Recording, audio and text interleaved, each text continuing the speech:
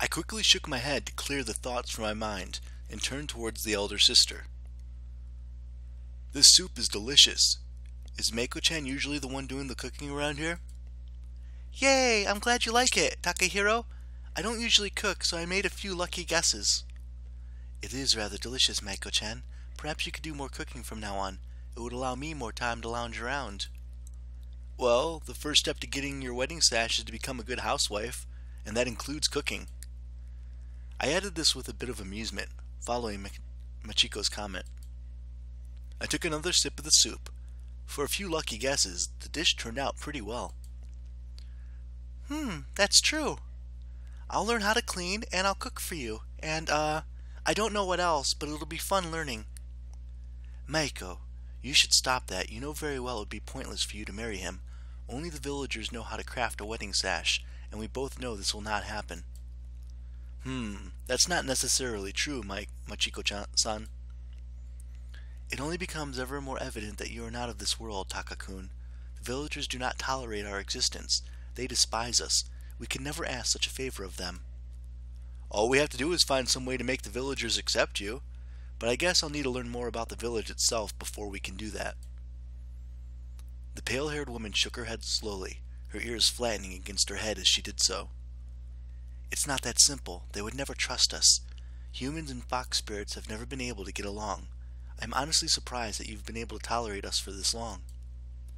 I would be happy to be proven wrong, and you are free to stay here as long as you wish until, of course, you too grow weary of our ways and decide to leave. Oni-sama, please don't say things like that. Takahiro wouldn't do that, would you? Takahiro? Of course not. I wouldn't abandon someone just because they're a different species. That's not the way Gushiken Takahiro does things. However, I do remember the village elder telling me that it wasn't just the fox spirits. It sounded like humans and spirits everywhere have been on bad terms for a long time. Do you know why, Machiko-san? I do not recall. Much information is withheld even from someone such as myself. Most spirits keep to themselves these days. There are few exceptions, Tsuyuri being one of them.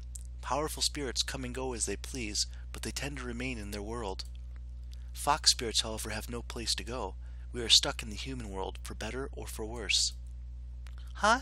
I didn't realize it was like that. I guess I'm finally learning stuff. Well, this Tsuyuri character lives in the shrine, right? We should try asking her for some ideas.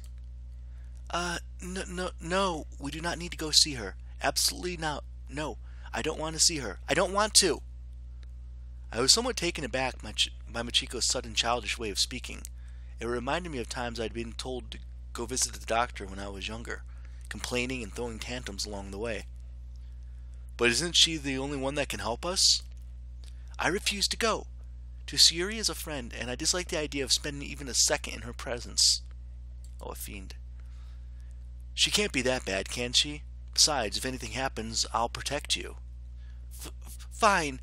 If it really means that much to you, I'll attempt to lead you to the shrine again, but you will enter the grounds alone. I don't want anyone to go. I don't want to go anywhere near that place. You'll be on your own, Taka-kun. Can I come, Oni-sama? Absolutely not. I forbid it.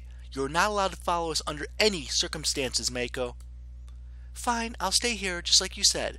I'll be here in the mansion. All alone, unprotected, by myself. Who knows what might happen to me? I could get trapped under a bookcase and die. Or slip on a banana peel and die. Or get bored and die of boredom. I'd be so super duper bored sitting here all alone in the same place, day in and day out. Fine, I get it. You may come along, but you must be on your best behavior, little one. No running around, and no talking unless spoken to. Okay. Despite Meiko's cheerfulness, I couldn't help but wonder what had happened between Machiko and Tsuyuri for her to act so strongly. I decided that maybe it wouldn't be a bad idea to spend some time with the two sisters, to get to know them a bit better.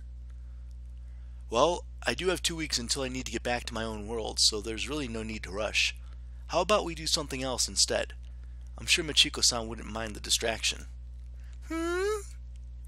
Well, the longer I get to stay away from that place, the better. How about bringing Meiko-chan along to fetch some desserts for us? There are oranges, apples, and a small vineyard behind the mansion. I could whip up some cream with it, if you'd like. Sure, that sounds easy enough. Let us get some delicious fruit, Mako-chan.